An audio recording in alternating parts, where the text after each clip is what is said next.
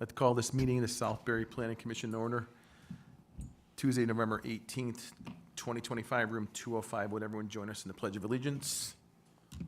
Pledge allegiance to the flag, to the United States of America, and to the republic for which it stands, one nation, under God, indivisible, with liberty and justice for all.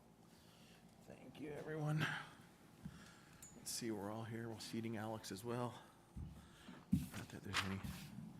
Let's see, no public hearings, unfinished business, none. New business, site plan modification, 1450 Southford Road, a B1B commercial zone conversion of approved use for Happy Days Adult Daycare to Happy Days Creative Art Centers. Set a public hearing date. So that would be We are December 9th, I believe. December the 9th, 7 7 o'clock. o'clock, room 205. This is a nice cheat sheet. That's 2026. Oh, okay, that's nice. Okay. All right, perfect, that's set then. All right, under other business, members' reports, Affordable Housing Subcommittee report. Alex. We did meet, and we're really just identifying and delegating out the questions in preparation for the educational forum. So kind of dividing that out into a conversation with planning members and Board of Selectmen. It may take a different shape with the change in representation. And then we'll also look at a more public educational resources forum later in the spring.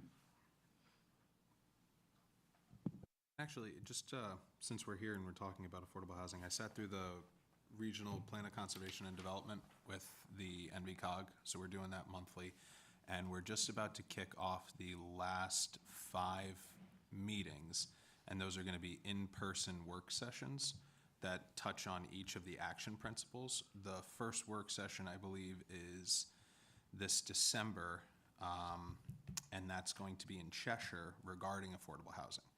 The whole purpose for the Regional Plan of Conservation and Development is to devise a plan for the region, but my goal in being involved in each of the meetings is to just make sure Southbury is represented. In that meeting, I had put your name down as one of the topic. There's a bunch of vendors that they wanted involved in those, and I put your name down as someone who should be involved from a affordable housing perspective. So we might want to get together on when that's going to be and see if a member can either be in attendance or yourself and kind of discuss what the expectations there would be. Excellent. Yeah. I appreciate that. Awesome.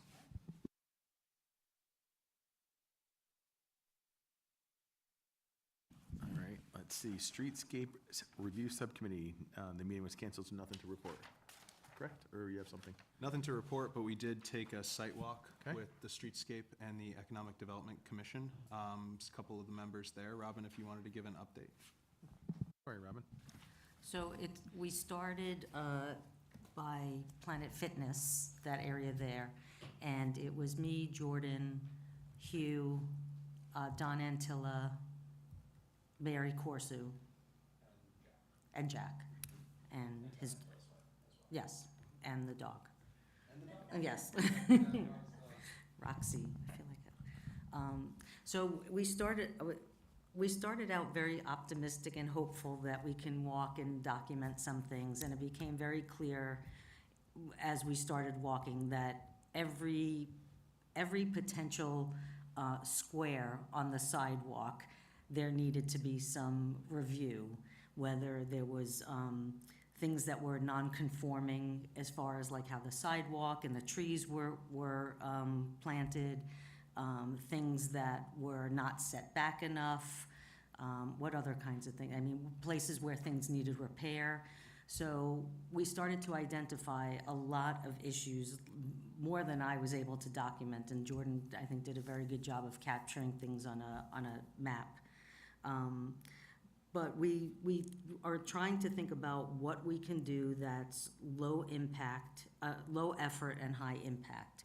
And among the things that we could do, short of not having any budget really, is to collaborate with community partners, garden clubs, arts and culture, perhaps the Southbury Chamber, get the businesses involved, and see if we can put together some type of beautification effort, an organized one.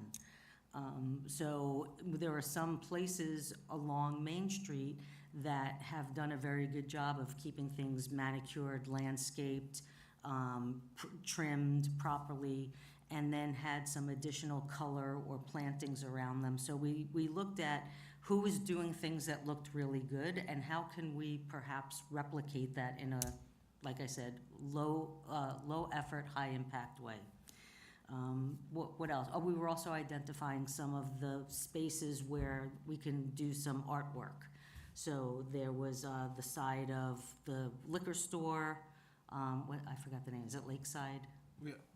No, the Lakeside. Lake Wine and Spirits. Right. So there, perhaps we could have some kind of mural or some kind of, something that's engaging and eye-catching, that ties in nicely with the spirit of our community. So we haven't talked about any kinds of artistic ideas, but just we looked at what might be canvases that we can use. So the side of a building was one of them. Other things were like utility boxes. There was a big effort that was completed in Waterbury, with beautifying and painting the different utility boxes, just to bring some color into neighborhoods and to take something that we've all just been normalized to, these big ugly eyesores, and do something that people might stop and look at or take a picture at, or just something that uplifts you that's on Main Street, even as you drive by. So we looked at what possible opportunities they were. We didn't focus as much on what needed to be fixed, because without budget, without going through an extensive kind of process to recalibrate sidewalks and parking lots, we're looking at what can we do rather than what don't we have money to do, or time at this point, or a big plan. I'd say a big function of this site walk was getting more than one group involved in the discussion of streetscape. So this time around, it was really functioning well with EDC and addressing where the benefits on the streetscape could have a direct impact on the business owners. A different area that I'm in contact with and talking with Kelly over at the Arts and Culture Group is getting their assistance on the back end of what embellishments can be done, what improvements can be managed, really get them on a design perspective, and then work on the function, work on the budgeting, and work on everything else in the background.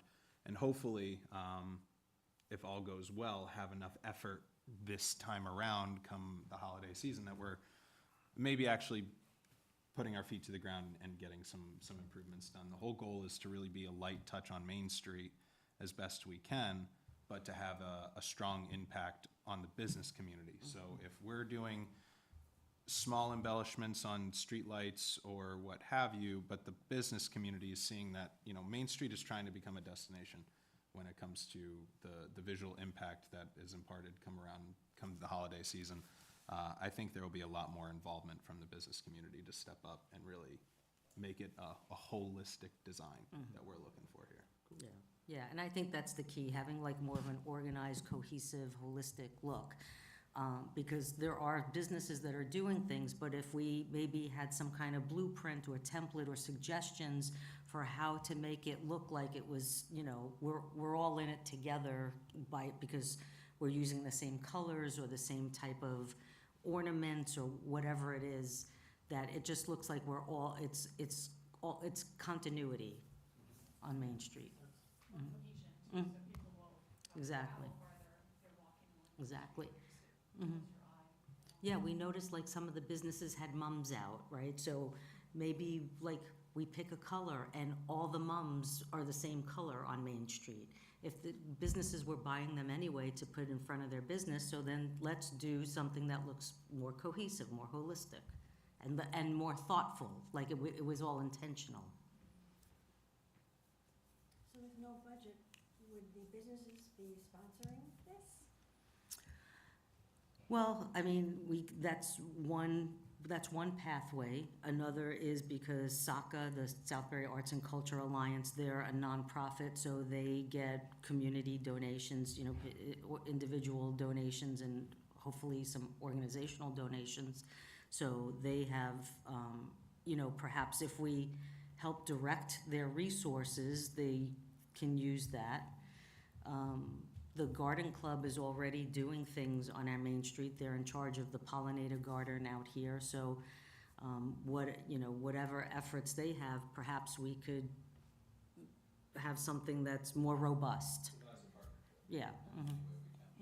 Yeah. Coordination through vendors on a flower standpoint.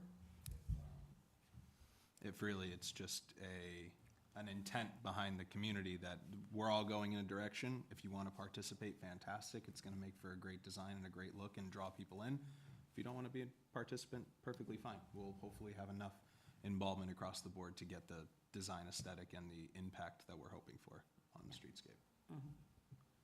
It seems to me it could also motivate where, some busy owners may not have any idea how to even tackle the outside area, and that this may provide some ideas or motivation, Yeah. and inspiration for that.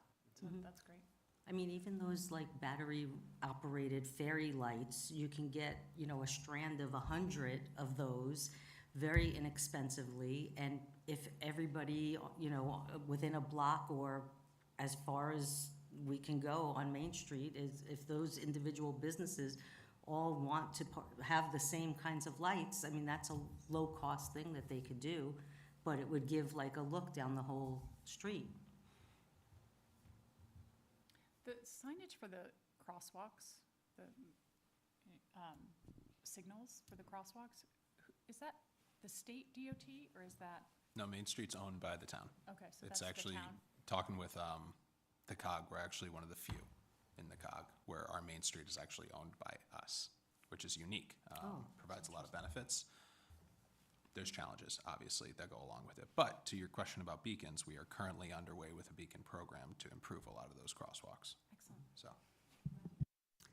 Didn't we just get a couple that were approved, the ones that, that was actually the planning referral that we did maybe 2 months yeah, back. okay.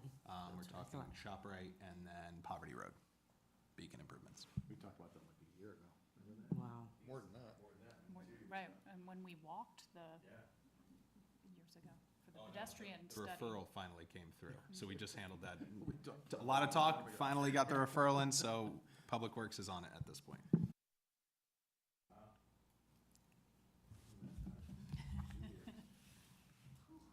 Well, they just got the sign up at exit 14. They did the grand opening or the launch for it.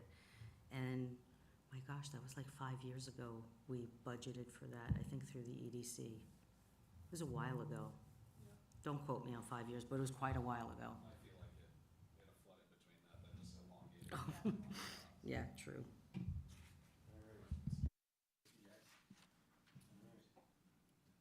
Thank you, guys, that was awesome.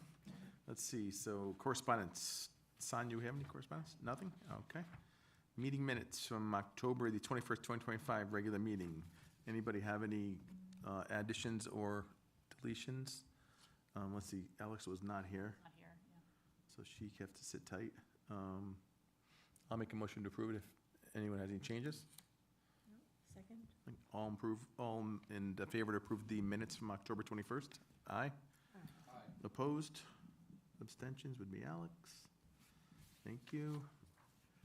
Any other business properly brought before the commission? So I have one quick thing. I just want to make sure that everyone knew, how the election rolled out. Everybody understands probably what happened to our commission, kind of lost a few, gained a few.